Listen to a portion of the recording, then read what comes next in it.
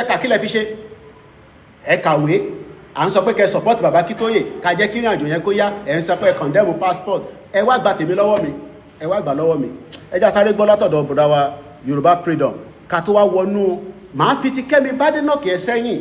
àkọ́kọ́ lọ gbọ́n tí káàdì ẹ̀ mọ̀ lásọ ẹ bá wa ṣe ní kíákíá torí pé mo dúró sí o fẹ́ràn Ìgbòho o rẹ̀ fẹ́ràn bàbá Akíntóyè it's as simple as that kò ń sọ̀rọ̀ pé wọ́n ṣe passport bó ṣe wù yín ni pé ẹ̀yin ni kẹ́ máa control àwọn tó wà nílé mo dẹ̀ máa ń sọ fáwọn diaspora lè control àwọn tó wà ní Nàìjíríà àwọn náà ẹ̀jẹ̀ kan náà ló ràn lára gbogbo wa àwa kọ̀ wà lọ́kì pa wà lábroad ni it's as simple as that táwọn náà bá wà lábroad wá ṣe days ní UK ni Nàìjíríà ló jẹ́ ká máa mọ crayfish bend ni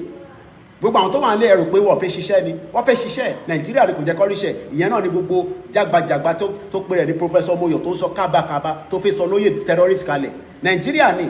ẹlòmíì tó bá ti send $100 sáwọn èèyàn